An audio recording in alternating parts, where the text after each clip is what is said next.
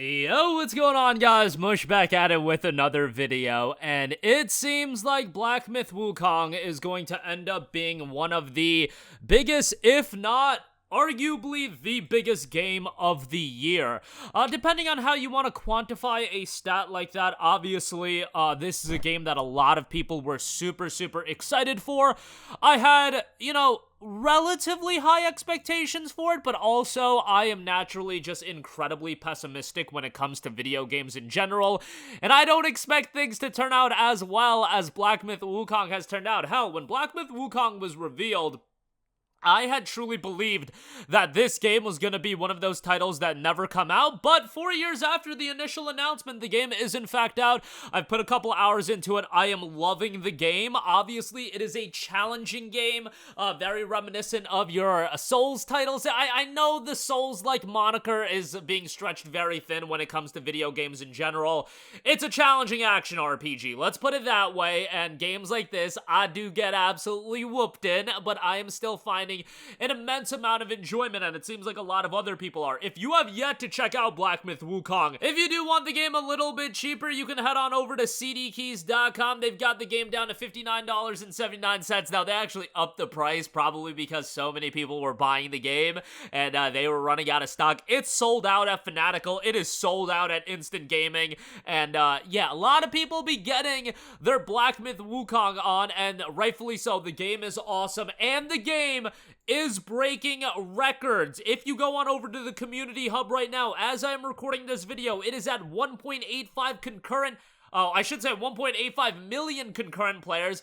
Last I checked before this, a few hours ago, it was over 2 million concurrent players. I could see it go well above that because games generally do peak as you get closer to the weekend and people are off from work, so on and so forth. This is a game a ton of people are checking out, a ton of people are playing, and given that, let's be honest, you guys, there was a fair share of controversy with this game. IGN had their article way back when that got a lot of pushback, and obviously things have come out about the reviewer guidelines about this game. I have my opinions on this game, but I don't really want to get into some wild discourse about, oh my god, they're doing XYZ, don't support the game, they're attacking your rights, so on and so forth.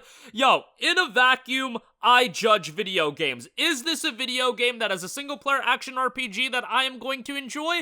I can tell you guys I'm absolutely enjoying it, and if you enjoy your single-player action RPGs, I think you're gonna enjoy this game. If you want to play as a badass character, you got it in Myth Wukong. You've got a lot of abilities, you've got a lot of amazing boss fights, like that opening boss fight in Myth Wukong.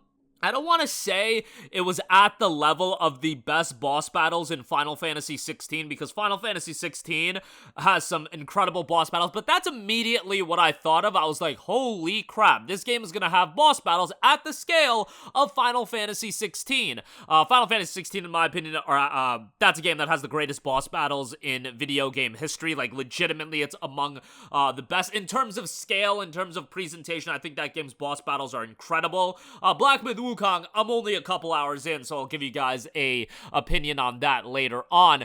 The game currently has 93,000 Steam user reviews. 96% of those reviews are positive, at overwhelmingly positive. It's got an 82 on Metacritic, which this is a case where, and I really do believe this in gaming going forward, where the general consensus opinion from the consumer is going to matter more than what the critics think of it. The reception that Myth Wukong is having right now is way more powerful than what an 82 represents on a Metacritic. An 82, let's be real, given how willy-nilly a lot of games get in the mid to high 80s, an 82 to the perception of the gamer these days, an 82 is not viewed as a good score. It should be viewed as a great score, but it's just not in the gaming world because so many games are above an 85 or above a 90, and if you're in the lower 80s, it's seen as, that's not that great of a score, which is just so insane, and that's kind of the state that we're at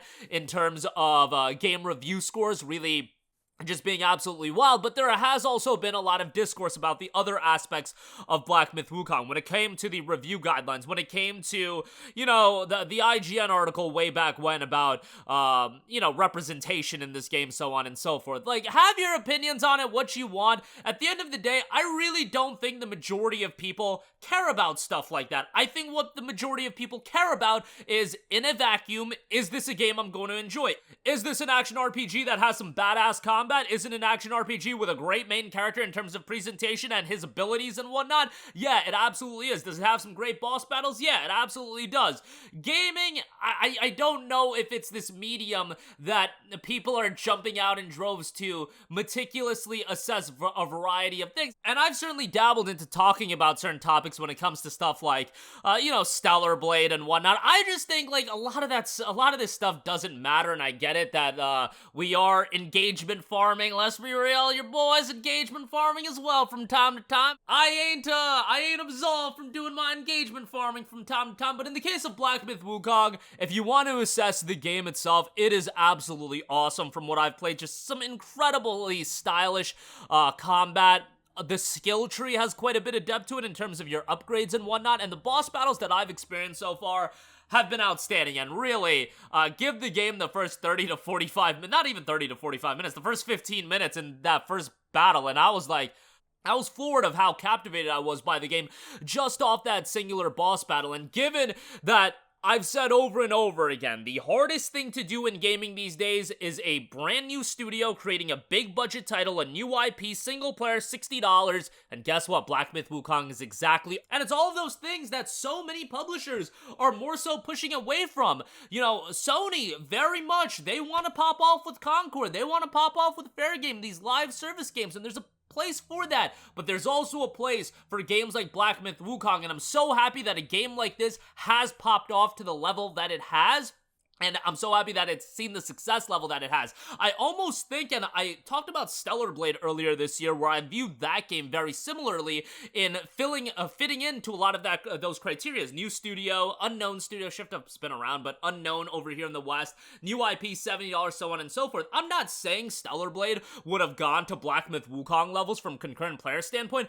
I do think that game would have done exceedingly well had there been a PC release right out the gate, and unfortunately, that's something we'll never know, but I do think there's a market for these games, for a Black Myth Wukong, for a Stellar Blade, and hopefully more and more publishers realize that not every single game needs to go down the live service rabbit hole. PlayStation has had a garbage output for the last few years because of their emphasis on live service, when in reality, you know, sometimes it's best to do what you do best, and Black Myth Wukong, I feel like, absolutely exemplifies that as an excellent action RPG, at least from what I've played, and the general consensus has been rather positive. 93,000 reviews, overwhelmingly positive, over 2 million concurrent players, and I think that number has the potential to grow. But that'll do it for me. Let me know all of your thoughts in the comments section down below. I'll leave a link to CD keys if you do want to check it out. You'll avoid paying tax and you'll get a Steam key, so, you know, if you want to check it out, they're sold out in a lot of places, and if you do just want to buy it directly from Steam, that option is open to you as well. That's going to do it for me. All of your thoughts down below. As always, thanks for watching. I will catch you guys in the next one. Peace out.